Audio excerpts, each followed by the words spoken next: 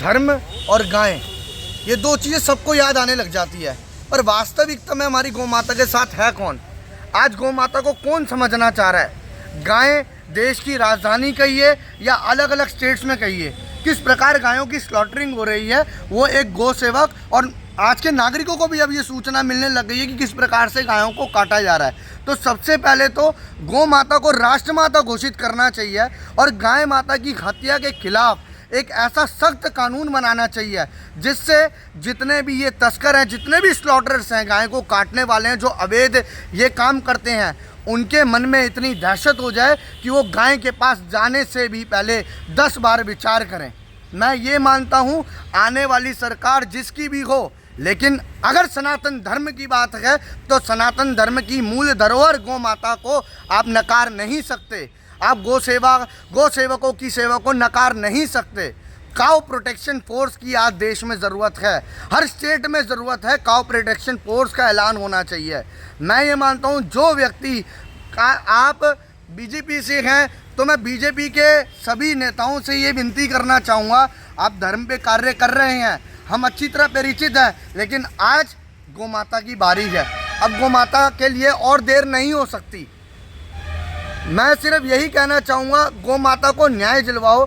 गौ बचेगी तो धर्म बचेगा, धर्म बचेगा तो देश बचेगा, देश बचेगा तो राष्ट्र बचेगा। क्या कहना चाहते हैं आप? बिल्कुल मेरा भी कहना यही है, जब तक गाय नहीं बची है तो हमारा सनातन धर्म नहीं बच सकता, क्योंकि सनातन धर्म के अंदर जो हमारी गौ माता है वो सर्वप्रिय है। कृष्ण भगवान की जिनकी हम पूजा करते हैं, उन्होंने खुद बोला था कि कलयुग के अंदर अब मेरी गैया की पूजा कर लेना, मैं आपको तुम्हारे चौखट पे विराजमान हो जाऊंगा। तो ये सभी सनातनियों को समझना चाहिए, अगर गाय की ज़िंदगी हम नहीं बचा पाएंगे तो अपने धर्म को आज हम वैसे भी खो बैठे और आगे भी खो बैठेंगे।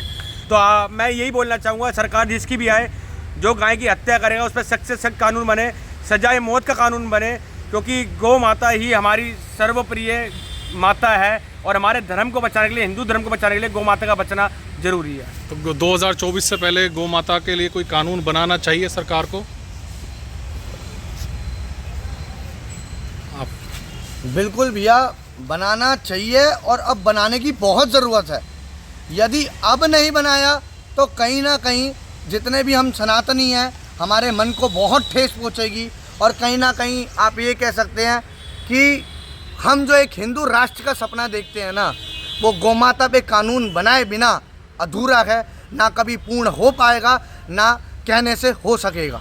लेकिन आप लोगों को ये कई पीड़ा पहुंचती है जब गोरक्षा आप करते हैं, लोग कहते हैं अनपढ़ हैं, काम नहीं करते होंगे इसलिए गोरक्षा कर रहे हैं, कई पीड़ा होती है, लेकिन आप लोग 4-4 सुबह बजकर गौ माताओं को बचा रहे हैं। ऐसे लोगों के लिए क्या कहना चाहते हैं? भैया हमारे ऐसे लड़के ना, मैं 65,000 की नौकरी करता था, आज मैं गोबर उठाता हूँ, पर मैं बहुत सुखी हूँ क्योंकि मैं अपनी माँ का गोबर उठाता हूँ, मुझे दुख नहीं है। मैं उन लोगों के साथ जंग लड़ रहा हूँ जो हमारे सनातन धर्म की मूल धरोहर को काट रहे हैं। मैं सिर्फ अपने घर की मंदिर की घंटी नहीं बजा रहा, मेरे ठाकुर जी जिस गैया के पीछे नंगे पाँव दौड़े भागे जाते थे ना, जिसके पाँव में कंकड़ चुभ जाता था, वो भगवान विचार नहीं करता था, वो साक्षात नारायण था। आज कृष्ण के पीछे लोग भाग रहे हैं लेकिन गौ माता को छोड़ दिया।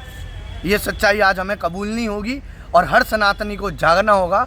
आज भी जिस प्रकार हमने इन तस्करों को पकड़ा और एक गौ माता की बेरहमी से चलती गाड़ी में गले काट दिया, मजाक हो रहा है। जैसे इस समाज के लिए, इस देश के लिए, सनातन धर्म के लिए शायद मजाक बन चुका है, लेकिन ये मजाक हम जैसे, अगर आप हमें अनपढ़ समझते हो, जाहिल समझते हो तो हम वही सही, लेकिन अब हम और नहीं सह सकते।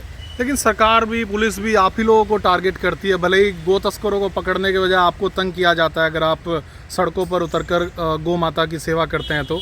यही तो भैया, अब हमारी ताकत हमारा समाज है, हमारा सनातन धर्म है, हमारे सनातनी लोग हैं। हम जब एकजुट हो जाएंगे ना, तो ये यातनाएं तो इन्होंने हमें दे ली, हमने जो सहली वो सहली। अब गौ माता का आशीर्वाद है कि हम पीछे हटेंगे भी नहीं, कराने वाली सब गौ माता है। परंतु ये सच में गलत है कि जिस प्रकार हम अपने घरों से, अपने घरों की रोटी को छोड़ के, अपने घरों का चूल्हा जो जलता है ना, उसकी हम परवाह नहीं करते और रातों रात घर से निकल जाते हैं। हमें ये नहीं पता होता कि हम रात को वापस जाएंगे या नहीं जाएंगे। मैं कह रहा हूँ धर्म के नाम पे नहीं, इंसानियत के नाम पे जाओ। जो इंसान बनोगे तभी तो धर्म निभा पाओगे। परिवार वाले क्या कहते हैं जब इतना रिस्क लेके आप सड़कों पर उतरते हैं तो? और कुछ नहीं भैया, माता पिता सपोर्ट करते हैं, पर फिर भी माँ बाप के मन में तो डर बना ही रहता है। लगातार जब से रात से निकले मैं फ़ोन पे फ़ोन आते रहते हैं, हम भी उठा नहीं पाते। अब हम अपनी सूचना ज़्यादा बता भी नहीं सकते, कितनी बताएं, उनको ज़्यादा चीज़ें बताएंगे उनके मन को ठेस पहुँचेगा। पर हाँ, अपने माता पिता के लिए एक जन्म और लेंगे, ये जन्म गौ माता के लिए सही।